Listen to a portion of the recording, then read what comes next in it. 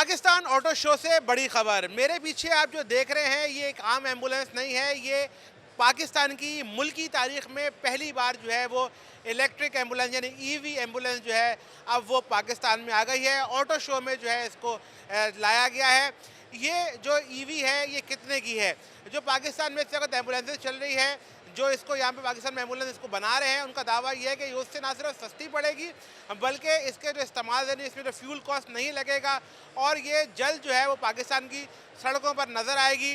मुख्तलिफ हुकूमतों ने किस हवाले से बनवा रहे हैं, क्योंकि एम्बुलेंस का ज़्यादातर इस्तेमाल या तो वेलफेयर इदारे करते हैं, अस्पताल करते हैं।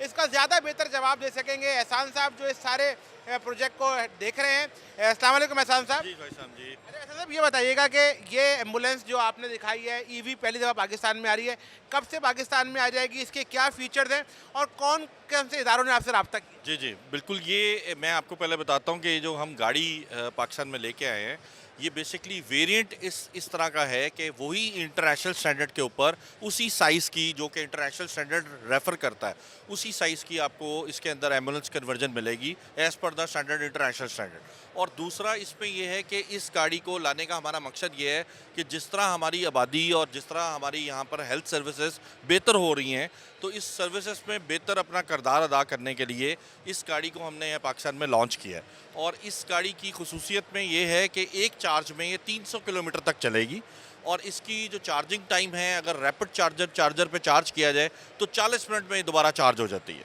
और दूसरा इसका बेहतरीन जो और चीज़ आती है वो फ्यूल की बचत है।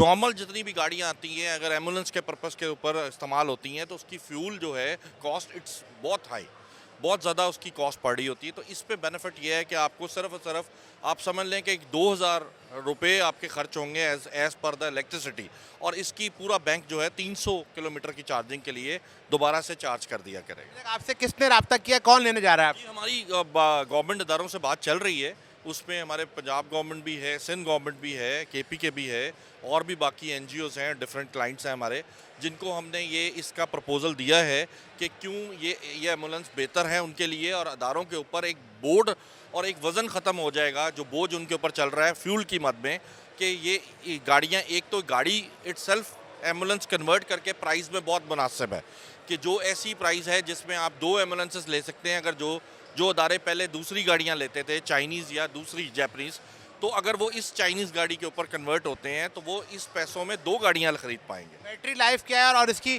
मेंटेनेंस भी आप ही देंगे? जी, इसकी बैटरी लाइफ जो है 5 साल जो है वह बैटरी लाइफ है। इसकी maintenance after the services complete network हमारा मौजूद है।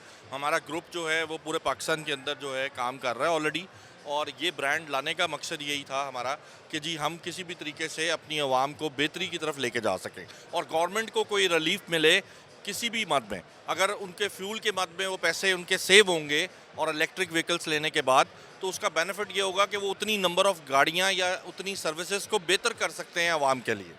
बहुत शुक्रिया जी, आपने सारी बात सुनी। और सबसे अहम बात यह है कि जो ये इलेक्ट्रिक ईवी जो एम्बुलेंस है ये अब जल्द जो है वो पाकिस्तान की सड़कों पर नज़र आएगी। और उनका जैसे उन्होंने बताया कि तमाम हुकूमतें, सिंध, पंजाब, सबसे रब्ता चल रहा है। और सबसे अहम बात यह है कि जो फ्यूल के हवाले से परेशान होना पड़ता था, अब मुख्तलिफ इदारों की और हुकूमत की फ्यूल डलवाने से भी जान छूट जाएगी।